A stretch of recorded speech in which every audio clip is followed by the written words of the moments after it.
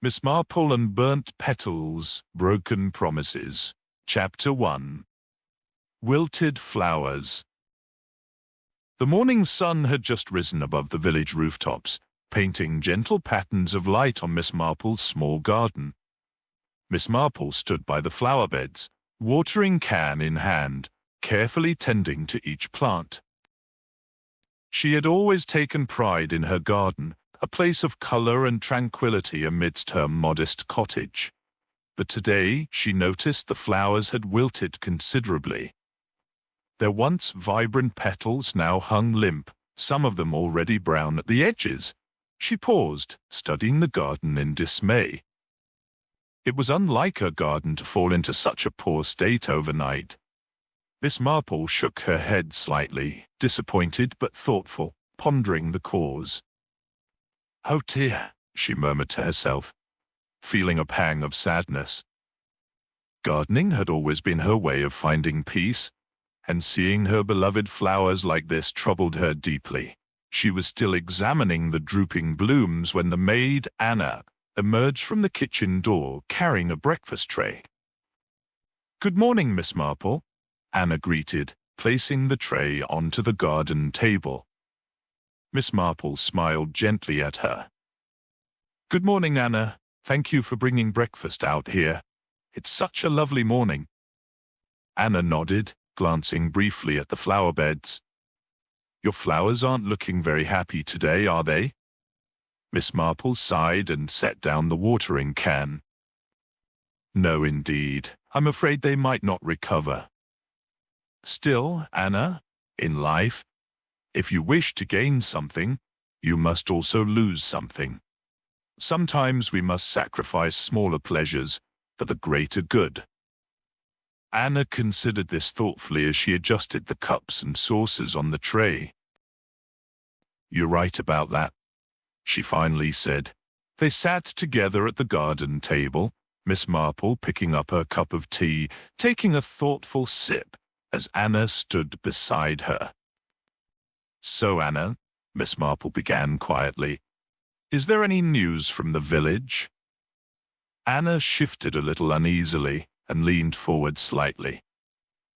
"Well, yes, there is something rather odd that happened recently," she began, her voice lowered. Miss Marple listened intently, her keen eyes fixed upon Anna's face. "2 days ago, Leo's daughter, Ethel, Leo from the clothes shop, well, she left for school as usual, but she didn't come home afterwards. Leo and his wife were terribly worried. They searched everywhere. They even went to the school, but the teachers insisted Ethel had left at the usual time." Miss Marple set down her teacup slowly, listening carefully. Anna continued, "Everyone in the village was talking about it. Then later that night, just as suddenly, Ethel turned up again at her parents' doorstep, all by herself.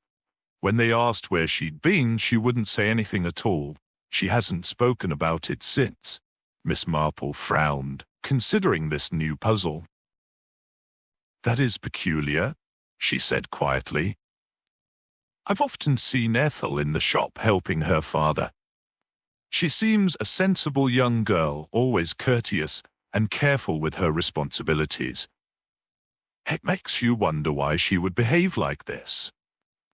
Anna shrugged, slightly, looking uncertain.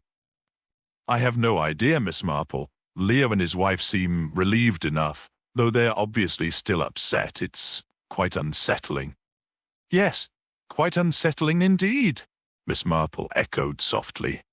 She stirred her tea, her thoughts drifting away from the garden, now towards the little mystery Anna had brought with breakfast. She knew the villagers well, understanding their habits and personalities. Something like this wasn't usual, especially with someone as responsible as Ethel. Anna broke into her reflections. "If you'll excuse me, Miss Marple, I need to head down to the market. There are several things I must buy for the kitchen." Miss Marple nodded warmly. "Of course, Anna. Do take your time." With a brief smile, Anna left, walking briskly towards the gate and onto the village road, leaving Miss Marple to finish her breakfast alone. Now by herself, Miss Marple let her eyes wander back to the wilted flowers. The garden seemed symbolic to her now, a small sign that all was not well, not just in her own little patch of green, but perhaps in the village itself. She had learned over many years that even the most trivial incident often hinted at deeper troubles hidden beneath the surface. She rose from the table, carrying her breakfast tray carefully indoors, her mind already turning over the puzzle of Ethel's disappearance. Miss Marple knew she could not resist a mystery, especially one involving her own beloved village and its inhabitants. Placing the tray neatly on the kitchen counter, she picked up her gardening gloves again. "Perhaps," she whispered to herself, pulling the gloves on firmly. "This will be one of those small sacrifices needed for a greater good." Determined, Miss Marple returned to her garden, ready to rescue whatever she could of her precious blooms, all the while contemplating what could possibly have caused young Ethel's mysterious absence. Chapter 2. Shadows in the Twilight. Evening had fallen softly over St. Mary Mead. Lamps flickered to life along quiet lanes, casting pools of yellow onto the pavement. Inside her cottage, Miss Marple sat by the window, knitting in hand, eyes occasionally drifting to the garden outside, now cloaked in shadows. She'd spent most of her day distracted, turning over thoughts of Ethel's curious disappearance and return 2 days prior. It was troubling, yet she had hoped it was merely a misunderstanding. Her quiet reflection was interrupted by the swift opening of the cottage door. The maid entered, her usually calm face filled with anxiety. "Miss Marple," she gasped, setting down her market basket. "Ethel hasn't come home from school again. People are crowded around Leo's shop, urging him to involve the police, but Leo refuses, convinced she'll return just like before." Miss Marple set aside her knitting, shaking her head. "Leo means well, but this isn't something to be taken lightly. He must report immediately, and when Ethel returns, they should find out exactly what's bothering the poor girl." "You're quite right, Mum," the maid replied, still catching her breath. Before she could say more, urgent footsteps sounded on the path outside. Miss Marple's neighbor, Mrs. Abigail Preston, burst into the cottage, face pale and eyes wide with alarm. "A dreadful thing has happened," she cried. "A burned body was found near the graveyard. It's a young girl, they say." The blood drained from Miss Marple's face. Without speaking, she rose and reached for her shawl, wrapping it around herself as she moved quickly to the door. The maid and Mrs. Preston followed closely behind, exchanging worried glances. By the time they reached the graveyard, a large crowd had already gathered, murmuring nervously amongst themselves. The police had cordoned off the area, holding back villagers who strained to get a glimpse of the scene. Standing near the front were Leo and his wife. Leo appeared broken, his arm around his wife's trembling shoulders as they sobbed quietly. Miss Marple felt a pang of sorrow. She moved forward slowly, careful not to disturb anyone. The grim scene struck deeply. The inspector noticed her immediately and approached, tipping his hat politely. "Miss Marple," he began solemnly, "the body is badly burnt, almost entirely. Leo and his wife identified her as their daughter, Ethel, from her watch and shoes." Miss Marple nodded sadly. "How dreadful. Poor child." The inspector continued, his voice steady despite the circumstances. "We're sending the body for post-mortem examination. Until that's completed, we can't be sure if this was murder or suicide. Either way, I promise I'll find the truth. If someone took her life, they'll face justice. If she ended it herself, we'll uncover why." "I admire your determination, Inspector." Miss Marple said gently. He gave her a weary, grateful look. It's too dark now for any thorough investigation. Tomorrow morning will offer better conditions for finding footprints or other clues. Miss Marple, he hesitated briefly. I would greatly value your assistance in this investigation. Miss Marple raised her chin firmly. You may count on my help. The inspector gave a respectful nod and stepped back as the ambulance arrived. The crowd parted silently as the stretcher was carefully loaded and driven away. Miss Marple lingered, gazing at the quiet graveyard now marked by tragedy. The villagers slowly dispersed, voices low with shared grief and fear. As Miss Marple turned to leave, Leo caught her eye. Approaching slowly, his face marked by tears, he managed to speak softly. I don't understand, he said weakly. She was such a sensible girl. Why would she do something like this? Miss Marple reached out gently, touching his arm with sympathy. Leo, we don't know exactly what's happened yet. We'll uncover the truth soon, I promise you. Leo managed a weak smile of gratitude, comforted slightly by her words. Returning to her cottage, Miss Marple's mind raced with possibilities.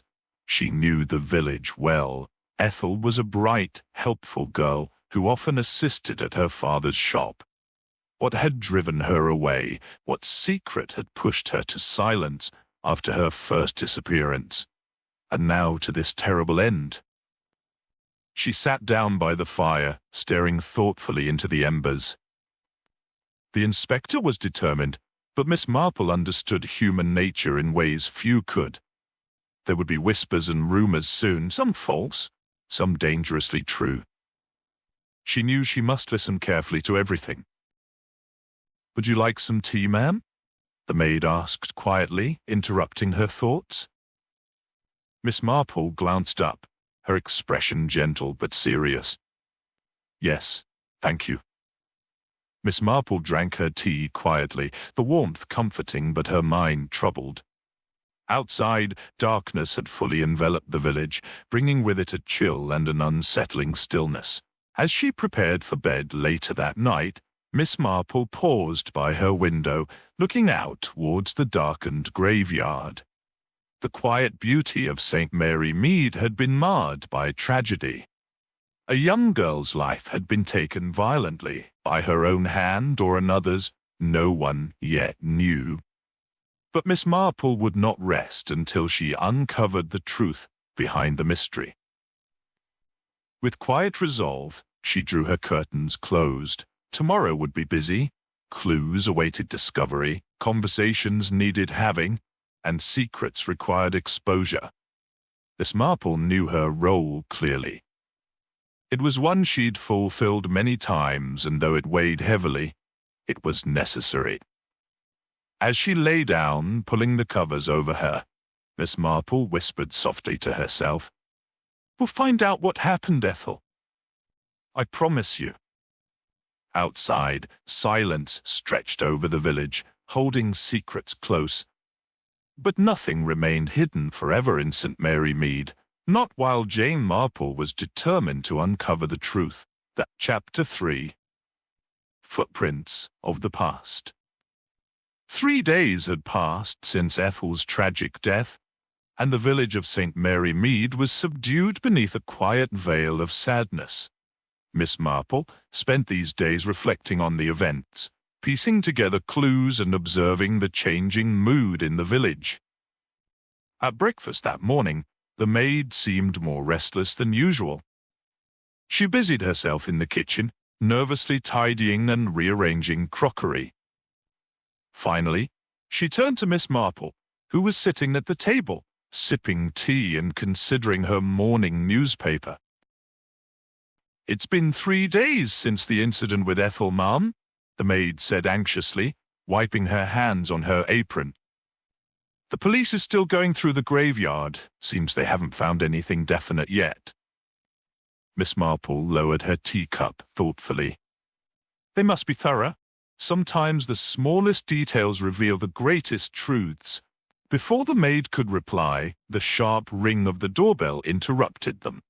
The maid exchanged a quick glance with Miss Marple and hurried to the door. Opening it, she found the inspector standing patiently outside, a stack of files tucked under one arm. "Good morning," he greeted solemnly. "Might I speak with Miss Marple?" "Of course, Inspector," the maid replied, stepping aside. "Please come in." The inspector entered the cozy sitting room, nodding respectfully as Miss Marple rose to greet him. "Inspector," she said, offering him a chair. "I trust you have some news." "Yes," he confirmed gravely, placing the files on the table. "I've brought the post-mortem report." Miss Marple returned to her seat, calmly preparing herself for what she was about to hear.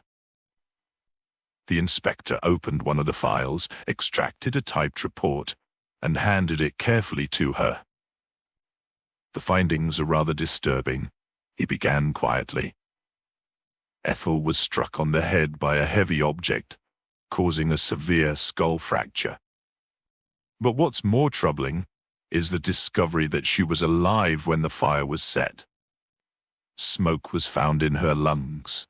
Miss Marple read the details slowly, her heart heavy with sorrow. She placed the report carefully back on the table. "Oh dear," the maid murmured emotionally from the doorway, her eyes wide with horror. "What could that poor girl possibly have done to deserve such cruelty?" "That's precisely the question we must answer," Miss Marple replied gently, her voice calm but resolute. The inspector continued carefully, gathering his thoughts. "I spent the day after Ethel's death compiling a detailed case report. Once completed, I returned to the graveyard and examined the area thoroughly. Several footprints caught my attention." Miss Marple leaned forward slightly, listening closely. "The first set of footprints belonged to Ethel herself," the inspector explained. "The second belonged to the gravedigger who works at the cemetery. But there were two other sets of prints that were less expected. One matched Ethel's shoes, which is curious, almost as if she'd visited the site previously. The fourth was clearly from sports shoes." Miss Marple's eyes narrowed thoughtfully. "Sports shoes? That suggests someone younger, perhaps another student, or someone active enough to favor such footwear. Very intriguing." The inspector nodded. "Precisely my thoughts. It seems we're dealing with at least one other person at the scene apart from the gravedigger." Miss Marple tapped her chin thoughtfully. "Inspector, you mentioned the gravedigger's footprints. Where was he exactly during the time of Ethel's death?" "He claims he was working on the opposite side of the graveyard," the inspector replied carefully.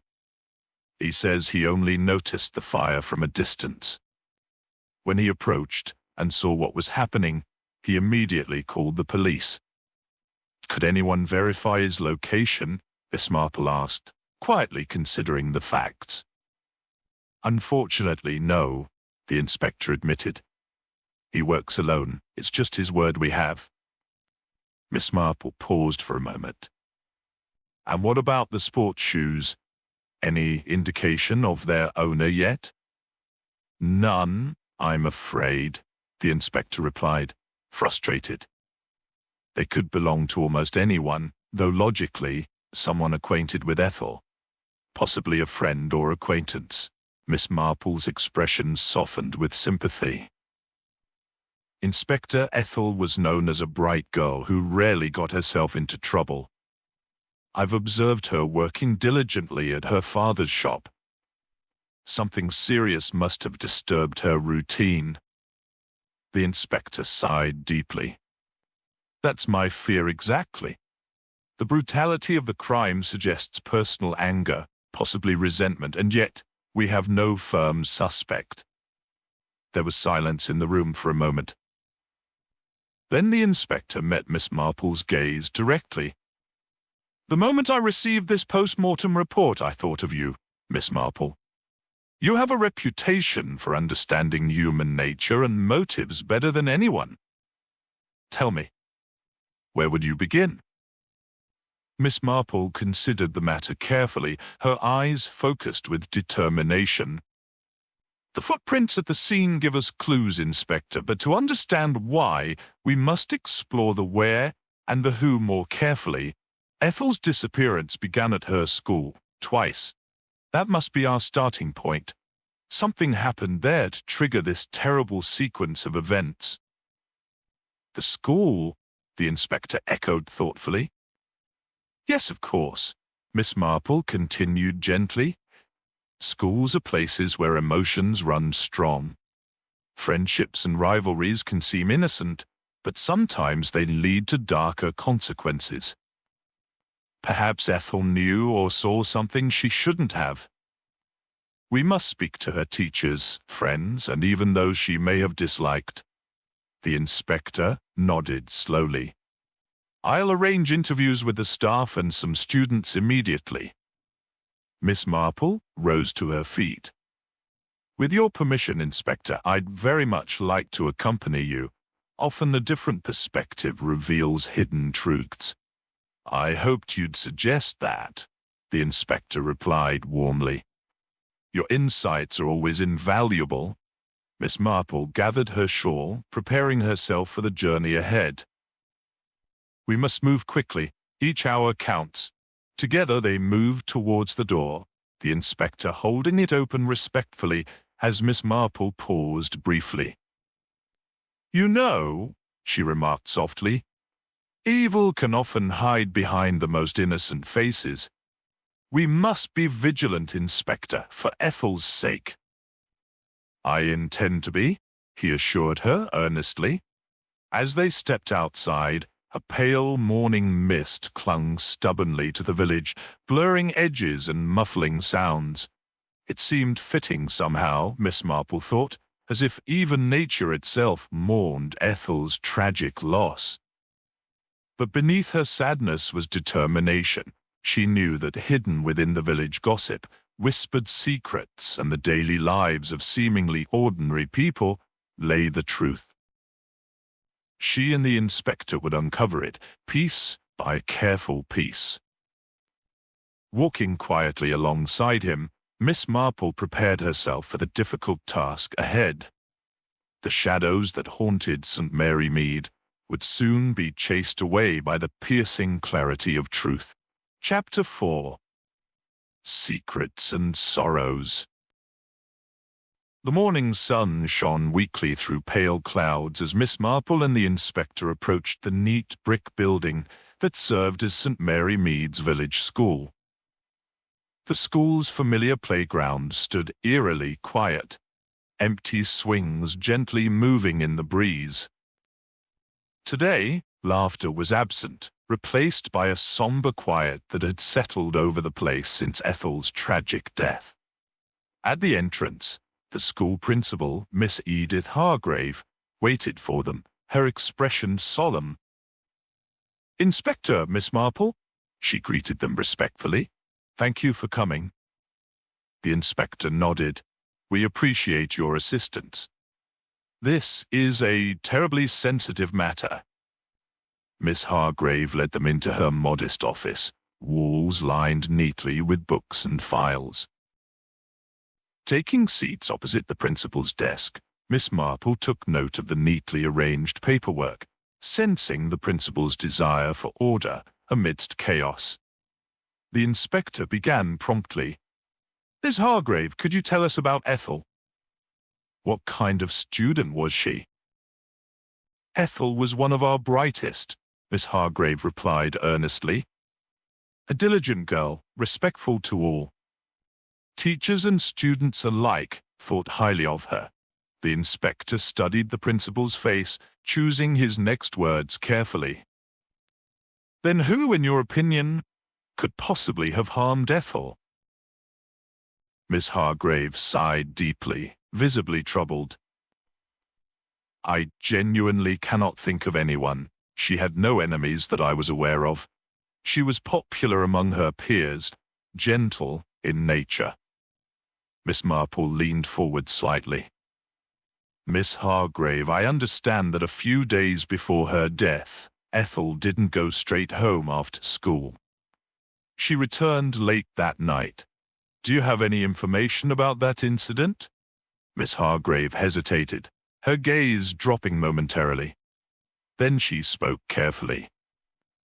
Yes, I am aware of that event. Ethel and a group of her friends stayed out after school without permission. When I found out, I reprimanded them severely and warned them that any repeat behavior would result in expulsion.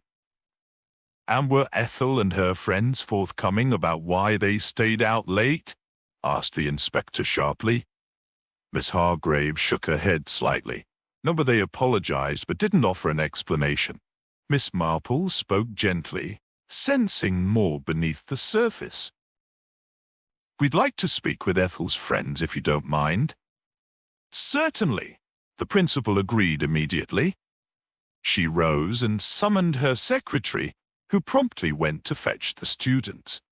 Within a few moments, 3 girls appeared nervously at the door, each glancing anxiously at the inspector and Miss Marple.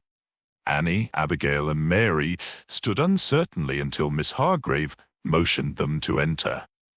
There's no reason to be frightened, Miss Marple reassured them gently. We simply want to understand what happened to your friend. The girls nodded nervously and sat down together. Annie fiddled with her sleeves, Abigail bit her lip, and Mary clasped her hands tightly. The inspector spoke first. Can any of you tell us who might have wished harm to Ethel? The girls glanced at each other anxiously, but Annie finally spoke up.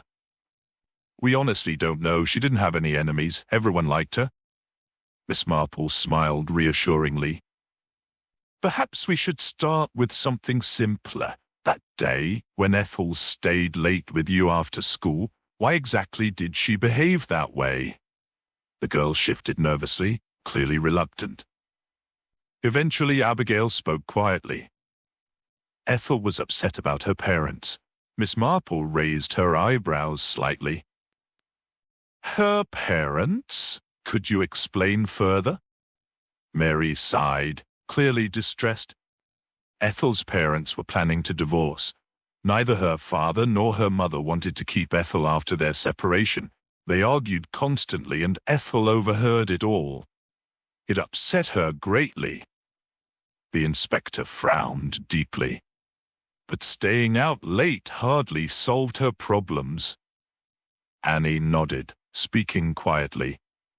Ethel wasn't trying to solve anything. She just wanted her parents to realize she mattered. She thought if she didn't come home on time, they'd worry and go looking for her. She thought it would make them realize how much they needed her. Miss Marple listened quietly, feeling deeply saddened by the revelation. Did Ethel ever mention how her parents reacted that night? Mary nodded slowly. They were angry more than worried. She told us they scolded her harshly. She was heartbroken. The inspector glanced thoughtfully at Miss Marple. Clearly, the family situation was serious. Miss Marple looked kindly at the 3 girls. Did Ethel ever mention any other issues or conflicts with anyone else? Perhaps someone outside of school? The girls exchanged puzzled glances. Annie shook her head slowly. No, she never mentioned anyone else. Abigail paused briefly, then added hesitantly, but she did seem distracted recently, like something else was troubling her. Whenever we asked, she dismissed it. Did she say anything at all about it? Miss Marple pressed gently. Abigail shook her head. Not clearly, she just said she had a lot on her mind. Miss Marple nodded thoughtfully, turning again to the inspector. Thank you, girls. You've been very helpful. Relieved, the girls stood, quietly leaving the office after Miss Hargrave dismissed them, with a reassuring nod. Once alone again, the principal sighed deeply. This divorce business. I had no idea, poor child. The inspector's voice held a note of frustration. Clearly Ethel's parents have much to explain, Miss Marple agreed gently. Inspector, I believe it's essential we speak to Leo and his wife directly. Perhaps their perspective might clarify matters. Agreed, he said decisively. We should visit them at once. Thanking Miss Hargrave for her assistance, they exited the school and made their way back through the quiet streets. As they walked, Miss Marple reflected aloud. It's tragic, Inspector. Family breakdowns often cause far more damage than people realize. Ethel's response might seem childish, but to her, it was a cry for help. The inspector shook his head thoughtfully. I understand, but why murder? Why the cruelty? Miss Marple's expression hardened slightly.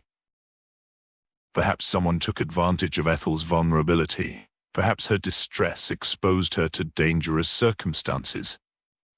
They walked in silence for several moments before the inspector spoke again. Do you think the parents themselves could be involved? Possible, Miss Marple replied calmly.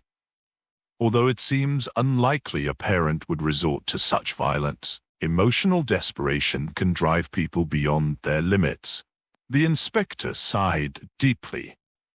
Whatever the case, Leo and his wife must answer some very difficult questions. As they approached Leo's modest shop, Miss Marple paused momentarily, looking at the closed shutters, a sign of mourning taped quietly in the window. The inspector knocked firmly at the shop's side door. After a moment, Leo appeared, visibly pale and exhausted.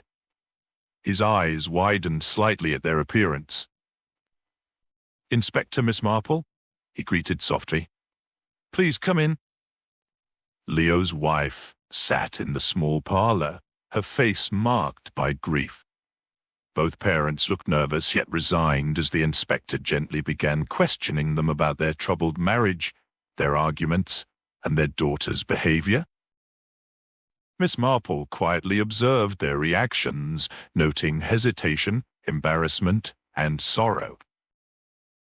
Clearly the divorce had deeply impacted Ethel's parents, but did that make either of them capable of harm? Leaving their home later, Miss Marple felt an unsettled heaviness in her heart. Ethel had suffered greatly, and the answers were still elusive. But one thing was certain. The answers lay hidden somewhere within this small village, concealed beneath everyday lives filled with secrets and sorrows. She was determined to find the truth, no matter how painful it might be. Chapter 5. Hidden Agreements. The following morning brought cool air and overcast skies to St. Mary Mead. It seemed as though even the weather had conspired to match the somber mood that hung over the village. Miss Marple, dressed neatly in her usual quiet fashion, waited patiently by her garden gate. Precisely on time, the inspector arrived, his expression serious as they exchanged a brief greeting before setting off together. Today's destination was the modest home belonging to Leo and Agnes, Ethel's grieving parents. The red-bricked cottage stood silently, curtains drawn tightly as if to keep out the world. Miss Marple felt sadness tugging at her heart, knowing the misery that must lie behind those closed windows. The inspector knocked firmly on the door. After a brief pause, Leo opened it slowly, his face pale and hollow with exhaustion. Please, come inside, he said quietly, stepping aside to allow them entry. In the small parlor, Agnes sat by the window, staring blankly out at the garden. Beside her sat an elderly woman with gentle eyes, Ethel's grandmother, her hands resting in her lap, waiting patiently. Miss Marple offered a kind, comforting nod to the older woman who returned a faint smile. Leo indicated chairs for Miss Marple and the inspector, taking his seat next to Agnes. Silence stretched heavily in the room until Miss Marple softly broke it. I'm deeply sorry for your loss, she began gently. I know this must be incredibly difficult, but we have a few important questions we must ask. Leo nodded briefly while Agnes stared at Miss Marple, bitterness evident in her eyes. First, Miss Marple began, choosing her words with care. I'd like to understand your relationship. Were things between you difficult recently? Agnes straightened slightly, speaking harshly. Yes. I'm getting a divorce from Leo. I've had enough of this man. Years of arguments and unhappiness. I never even wanted Ethel, but Leo convinced me otherwise. It's a decision I've regretted ever since. Leo reacted immediately, anger rising to the surface. My wife isn't divorcing me because of arguments. She's divorcing me to marry one of her friends. All I asked was that if she left, she'd take Ethel with her. I couldn't raise her alone. Miss Marple interjected quietly. But Ethel wasn't a small child anymore.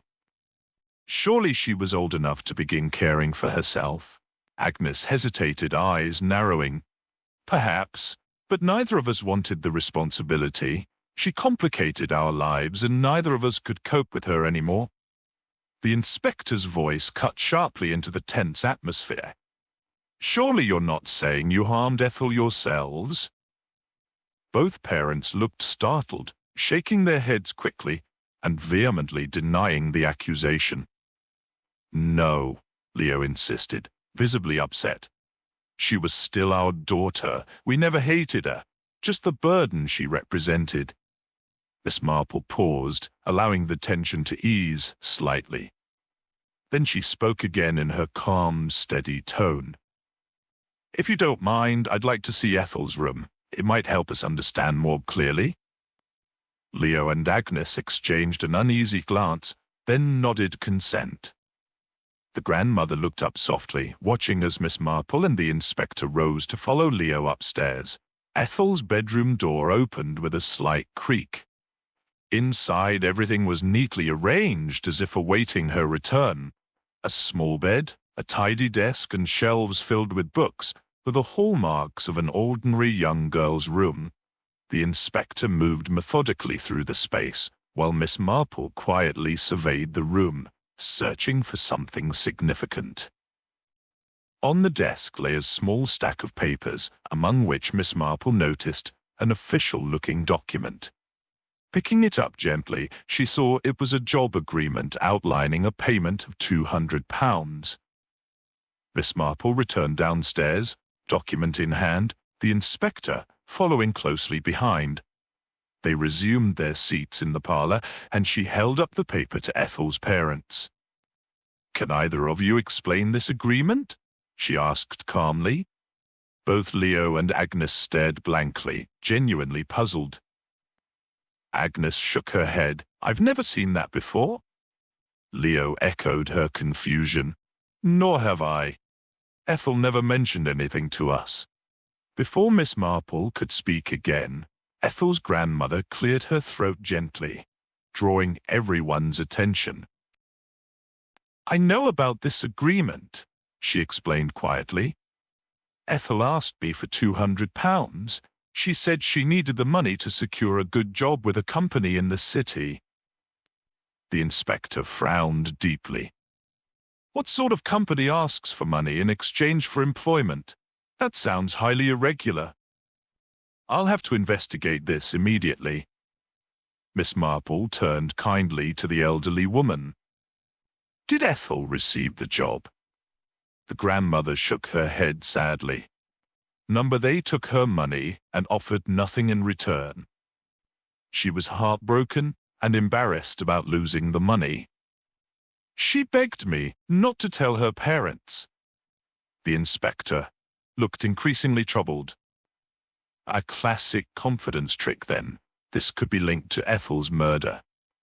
Miss Marple turned back to Leo and Agnes, speaking calmly but firmly. Given all of this, is there anyone at all you might suspect could have wanted to harm your daughter? Leo and Agnes glanced hesitantly at each other, as though silently debating something. Eventually, Agnes spoke carefully. We've never had good relations with our neighbors, George and Mrs. George. Ethel never got along with them either. Something about them always felt suspicious to me. Leo nodded slowly, adding quietly, they often complained about Ethel's noise or our family arguments. I wouldn't put it past them to have taken things too far. The inspector nodded decisively, addressing Miss Marple directly. Then you should meet with George and his wife at your earliest convenience. I'll send one of my officers into the city immediately to investigate this suspicious company that took Ethel's money. We might find a crucial lead there. Miss Marple agreed. Indeed, Inspector, I'll visit George and Mrs. George right away. As Miss Marple stood to leave, Ethel's grandmother softly touched her arm. Please find who did this. Ethel deserved better. Miss Marple gently squeezed the elderly woman's hand reassuringly. We will find the truth, I promise you. Leaving the house behind, Miss Marple and the inspector paused briefly outside, both lost in thought. The inspector turned, sighing heavily. The deeper we look, the more complicated things become. Broken families, secret agreements, neighbors harboring grudges. Miss Marple's expression softened, reflecting understanding. Inspector, every family has hidden sorrows and tensions. It's the nature of human beings to keep secrets. Unfortunately, some secrets become deadly. He nodded slowly. You're right, the neighbors must be questioned carefully, and we must quickly trace whoever cheated Ethel of that money. This may provide a vital clue. Miss Marple gazed thoughtfully at the clouds darkening overhead. Yes, Inspector. And we must do it swiftly. Ethel's killer is still among us, hidden beneath a mask of normality. But masks rarely hold for long. With determination, Miss Marple walked slowly towards George's house, leaving the inspector to hurry off towards the police station. She knew the next conversation could prove uncomfortable, perhaps even dangerous, but it was necessary. Truth had to be uncovered, justice served, and peace restored to St. Mary Mead. Miss Marple would not rest until the shadows of suspicion lifted, and the true culprit finally revealed. Chapter 6. A Quiet Warning. Miss Marple walked up the stone path to George's house, a modest cottage tucked at the end of the lane, ivy climbing lazily along its brick walls.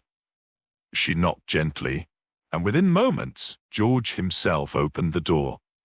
His wife appeared behind him, her expression immediately turning wary upon seeing the visitor. As to George, Mrs. George, Miss Marple began with characteristic calm, I hope you won't mind me asking a delicate question. Ethel's parents, Leo and Agnes, have suggested that you both might be involved in her death. The couple stared at her in disbelief. George's face reddened, his jaw tightening, as his wife let out a gasp. That's outrageous, George burst out. Leo and his wife are lying. How dare they accuse us of something so vile? Mrs. George nodded in agreement, visibly shaken. We adored Ethel. She was like a daughter to us. We have no children of our own, and we always thought of her as family. George's voice softened slightly as he continued. She often came over when things were difficult at home. She confided in us, complained about how her parents treated her, how she felt unwanted.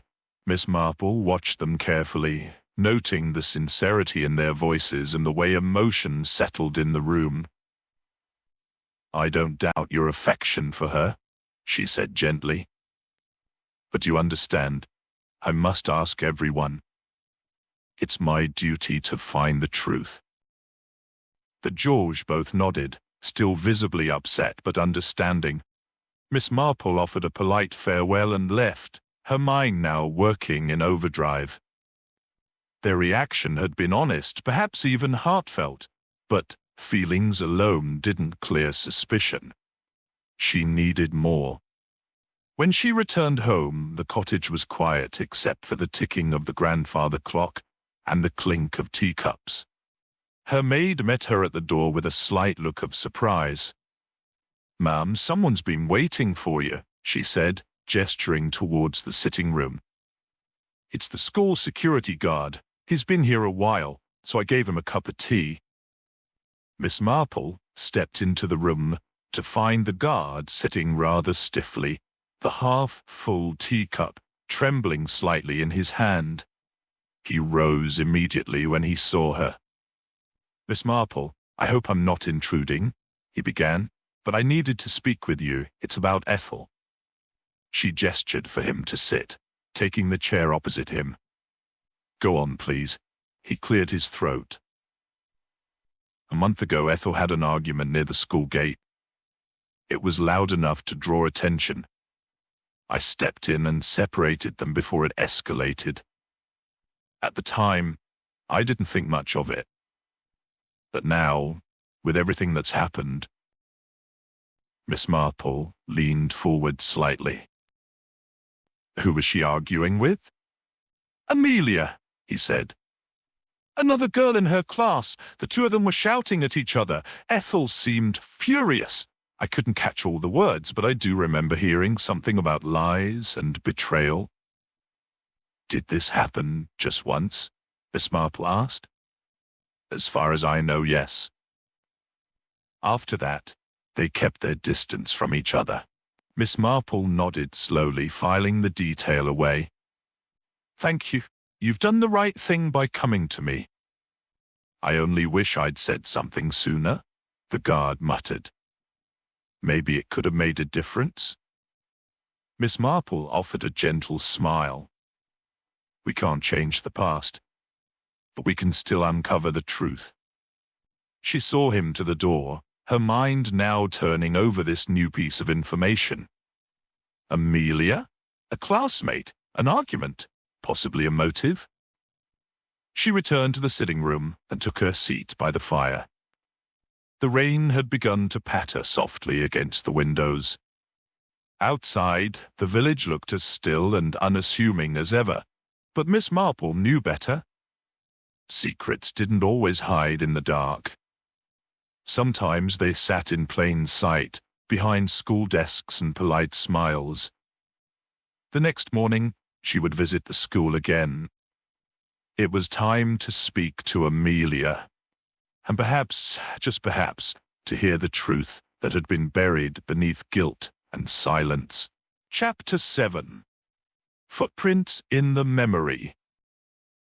It was a grey morning in St. Mary Mead, the sort that seemed to carry secrets on the breeze. The inspector arrived promptly at Miss Marple's cottage, a file tucked under his arm and a flicker of urgency in his step.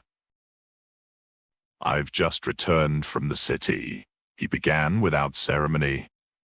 "The company that took money from Ethel, it's been shut down. A fraud, through and through. 3 men were running it. The city police raided their office and have all 3 in custody." Miss Marple, who was already pouring tea, nodded without surprise. "Poor Ethel. It must have crushed her hopes entirely." "I dare say it did," the inspector replied. "She was likely too ashamed to tell anyone what had happened?" "I believe so," Miss Marple said quietly. "But that wasn't the only thing troubling her. There's more." She proceeded to tell him what the school's security guard had shared with her. The altercation between Ethel and her classmate Amelia, which had taken place near the school gate only a month before her death. The inspector's brow furrowed. "A quarrel? It might be nothing, but it could be something. We should speak to Amelia at once. It's just after dismissal. We might still find her at the school." They set out immediately, the inspector driving, while Miss Marple sat beside him in silence, her fingers resting lightly on her handbag. By the time they reached the school, most of the children had already gone home. The corridors echoed with quiet and the distant clatter of janitorial work.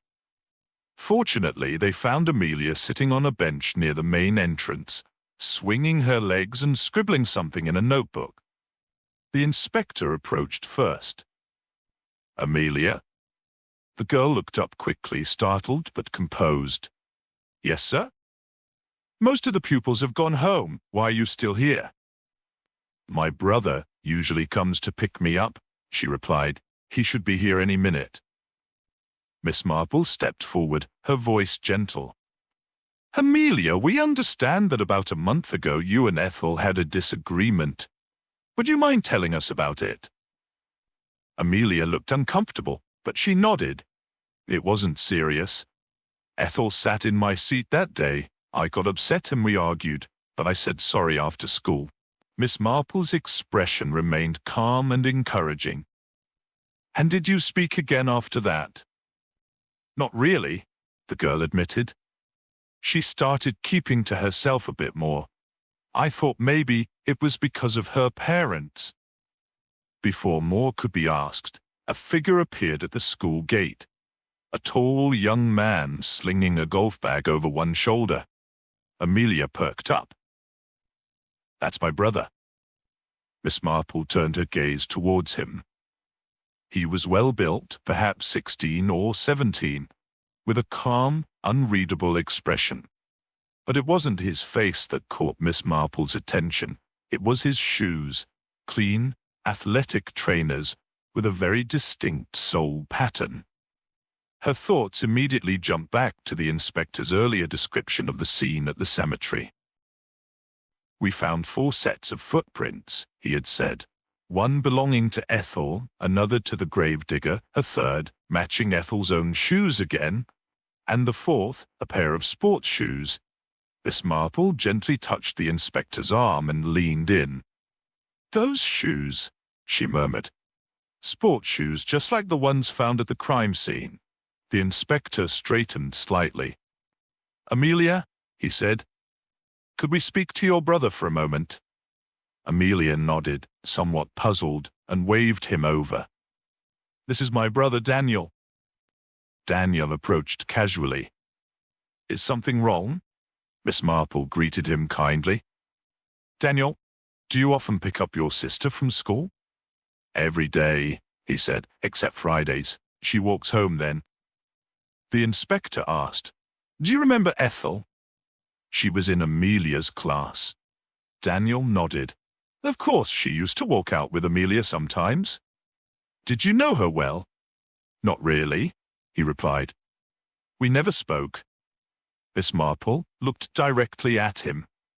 "Did you ever happen to be near the graveyard earlier this week, Daniel?" Daniel's face barely changed. "No, I don't go there. Why would I?" The inspector noticed the tension in the boy's stance, now just a flicker, but enough to shift the mood. "These are unusual shoes, Daniel," the inspector said, gesturing to his trainers. "Do you mind if I ask where you got them?" Daniel blinked. "They're just sports shoes. Bought them in the city a month ago." Miss Marple remained quiet, her eyes gently watching him. Then she turned to Amelia. "Did Daniel ever talk to Ethel, perhaps outside school?" Amelia shook her head. "Not that I know of." The inspector took a step back. "Daniel, we may ask you to visit the station tomorrow for a few questions." "Am I in trouble?" he asked suddenly.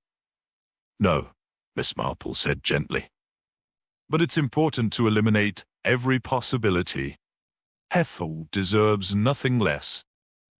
Daniel gave a tight nod, and the siblings left a moment later, walking down the school steps and disappearing down the lane. As they watched the 2 figures recede into the distance, the inspector sighed.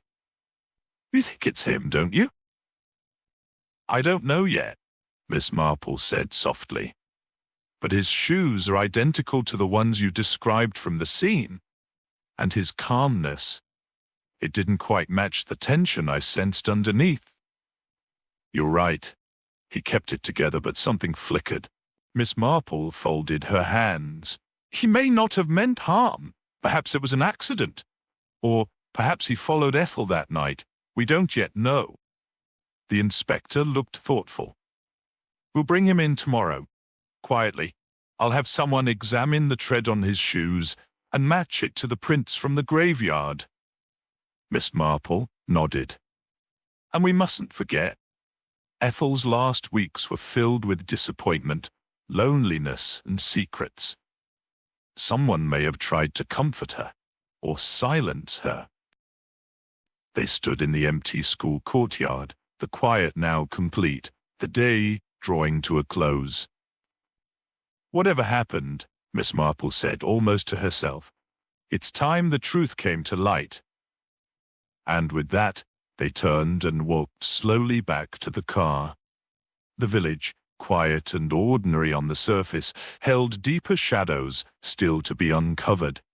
But Miss Marple had followed shadows before, and they always led somewhere. Chapter 8. A Bitter Flame. The atmosphere in the principal's office was tense. Rain tapped lightly against the windows, as if nature itself were holding its breath. Inside, the room felt oppressively silent. Miss Marple stood with folded hands, her gaze fixed on Amelia's brother Daniel, who sat beside his sister, wearing a carefully blank expression. Amelia looked pale, her hands clenched tightly in her lap. The inspector stood to the side, watching the siblings carefully. He had seen guilt in many forms, anger, tears, silence. But he knew something was about to give. Miss Marple broke the silence with quiet firmness. Daniel, would you kindly open your golf bag? Daniel hesitated for just a second, then unzipped the worn canvas. Inside were 3 golf clubs, neatly arranged, clean, almost, except one. Miss Marple picked it up slowly. The metal shaft was faintly smeared, dull brown at the edge. A blood stain. Old but unmistakable. The room shifted in an instant. Daniel bolted from his chair, making a dash for the door, but the inspector was faster.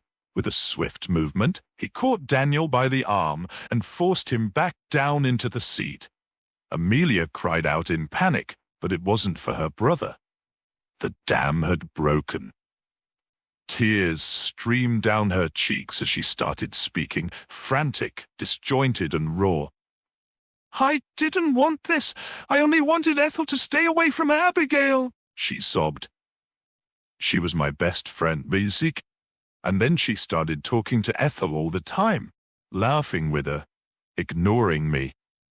Her voice cracked under the weight of confession. I told Ethel again and again, I warned her. But she wouldn't stop. So I told my brother. I told him I felt invisible, like I didn't matter anymore. He said he'd scare her for me. The inspector listened quietly, his expression unreadable. Amelia's voice dropped to a whisper. We waited until school ended. We told Ethel we knew someone, a magician, who could stop her parents from getting divorced. We knew how much that hurt her. We said he could fix everything. She looked up at Miss Marple with red, tear-filled eyes. She believed us. Miss Marple's voice was soft but steady. And you led her to the graveyard. Amelia nodded. She was nervous, but she came. We said he'd meet us there, but when we got there, Daniel took out his golf stick. He hit her in the head. I told him to stop, she cried suddenly, her voice rising. I told him it was only to scare her, not to hurt her, but he wouldn't listen. He got angry. He said she deserved it.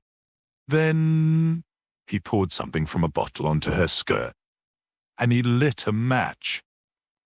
The room was dead silent. She screamed, Amelia whispered. She screamed for help. She screamed for us to stop. But I froze. I just stood there, watching. I thought, maybe she'd stop moving. Maybe it wasn't real. Her sobs filled the room as Daniel remained silent, head lowered now, no longer defiant. Miss Marple looked at him with disappointment rather than fury. You had a chance to protect your sister, to guide her. Instead, you gave her a reason to destroy another child. The inspector stepped forward. That's enough. Amelia, Daniel, you are both under arrest. You have the right to remain silent. Anything you say may be used as evidence. Amelia didn't resist. Daniel didn't speak. As the inspector escorted them out of the room, the school principal stood silently at the door, her face pale, her hands clasped tightly in front of her. She had heard everything. Miss Marple lingered for a moment, then turned to the principal. No one imagined it would come to this. No, the principal said quietly. She was just a child. As the sun began to set over St. Mary Mead, word of the arrests and the confession spread quickly through the village. People gathered in quiet corners of the churchyard, around fireplaces, in tearful conversation. Ethel's name was on every tongue, softly spoken, full of sorrow. The girl who used to help her father at the shop, the one with the kind eyes and a hopeful heart, had suffered more than anyone had realized. Betrayed by those she trusted, lost to cruelty disguised as teenage jealousy. The village wore its grief like a heavy cloak. For days to come, the silence in the schoolyard would speak louder than the laughter that once filled it. At her cottage, Miss Marple sat by the fire that evening, her knitting untouched in her lap.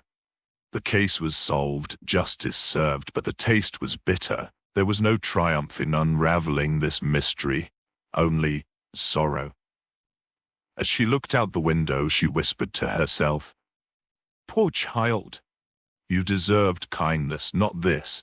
And outside, the rain began to fall gently, as if the sky too had joined in mourning for Ethel.